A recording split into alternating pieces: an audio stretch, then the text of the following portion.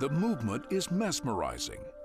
A powerful master stroke born of complete understanding. Tiger is extremely bright and inquisitive about the science of golf. He's so checked into his senses that he's able to gauge and feel and reproduce things that are almost superhuman. He just always wants to get better. He always wants to improve. He really understands what he's doing, and he understands what he'd like to do and how he'd like to improve. He doesn't really care about how good he did yesterday. He just wants to know what he can do to do better tomorrow. Tiger has changed his swing twice since joining the tour, but one thing has remained constant: remarkable power. Tiger kind of epitomizes the modern golf swing. He's got such beautiful angles all throughout his swing, and he's got very fast lower body hip action. And that's part of the reason he's one of the longest hitters in the world playing professional golf. The average golfer probably swings the club at about 85 miles an hour, where Tiger Woods swings the club at 135 to 140 miles an hour.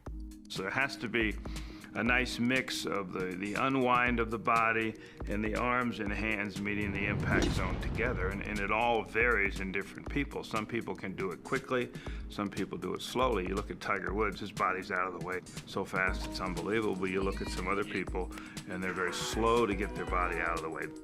When you have the power that Tiger has, you've got less room for error, but obviously you have the ability to hit a lot of great shots. You have the ability to get the ball elevated, to hit different shots that curve more than other players can. You can spin the ball more than other players can. So a lot of it has to do with power. Shaping a shot is a thing of the past. It's an art that has been forgotten by the modern day player because they play power golf. You don't really see a lot of guys move the ball around. I think Tiger Woods, of the modern day player, does it the best. He shapes his balls for the various situations, especially into the greens. I mean, he'll turn the ball right to left, left to right, depending on where the pin is. I don't think you see a lot of young players do that. He always practices different shots, and hopefully his golf swing is getting to a point where it's more consistent, it's more on plane, and he can do little variations in his setup to play different shots, and little variations in his swing to control his trajectory. And that is what he's looking for in a golf swing. Tiger's power revolutionized technology, hastening the demise of persimmon heads and wound golf balls. He's been called a techno-geek for his interest in the new science. Tiger is really sharp when it comes to things like characteristic time, CT, or coefficient of restitution.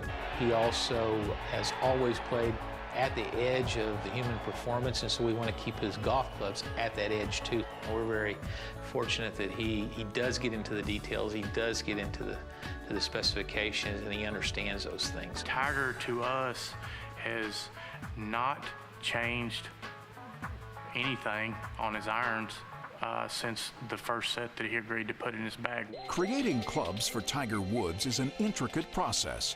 After they are forged, each club gets hand ground to his exact specifications for things like the width of the top line and the shape of the heel. The precise measurements for every one of the irons are recorded, and templates of each club face are created to serve as the blueprint for any set Tiger will need in the future.